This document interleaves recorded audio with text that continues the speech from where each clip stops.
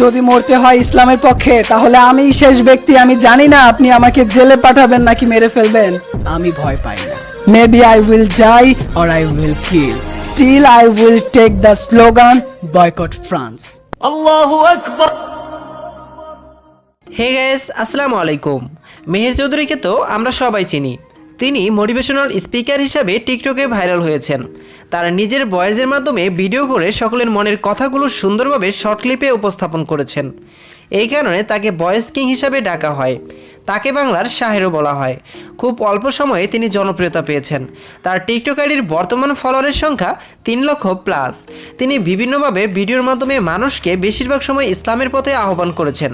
তিনি তার জীবনের অনেকটা সময় সৌদি আরবে অতিবাহিত করেছেন।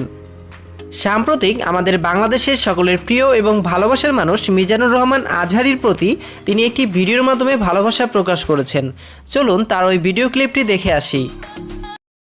যে দেশে ভালো কোরআন তেলাওয়াত করতে পারলে কিছু নয়, ভালো কবিতা আবৃত্তি করতে পারলেই পুরস্কার পাওয়া যায়, সে দেশে মিজানুর রহমান আল আজহারী নয়, ভণ্ড দেওয়ানবাগী জন্মাবে। মেহের চৌধুরীর কথাগুলো কিন্তু 100% সঠিক।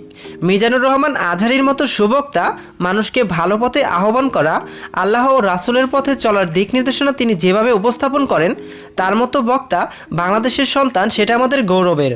মেহের চৌধুরী মুসলমানদের ধর্মীয় উৎসব ও হিন্দুদের দুর্গাপূজা নিয়ে কিছু কথা বলেছেন, যে কথাগুলো সঠিক। তাহলে চলুন ওই ভিডিওটি দেখে আসি। আসসালামু আলাইকুম রহমতুল্লাহি ওয়া বারাকাতুহু।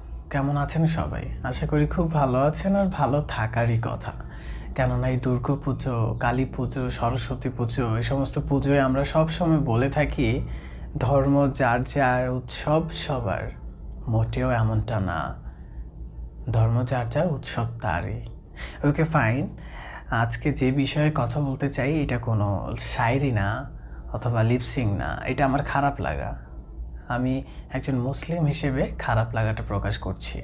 আর খুব দুঃখ লাগছে তাদের জন্য যারা পুজোয় সবাইকে শুভেচ্ছা জানিয়েছে, তবে আমাদের নবী হযরত মুহাম্মদ সাল্লাল্লাহু আলাইহি সাল্লামকে নিয়ে ফ্রান্সে কটূক্তি করা হয়েছে এবং উল্লাস করা হচ্ছে। আমরা চুপ আছি। আমাদের এই চুপ থাকা কি তাদেরকে এটা বুঝিয়ে দেয় না যে আমরা মুসলিম হিসেবে সন্তুষ্ট নই? তো সব কিছু দেখলেন ও বুঝলেনও। আশা করি এখন থেকে সবাই সঠিক পথে চলবেন। আজ এই পর্যন্তই। সবাই ভালো থাকবেন, সুস্থ থাকবেন। আল্লাহ হাফেজ।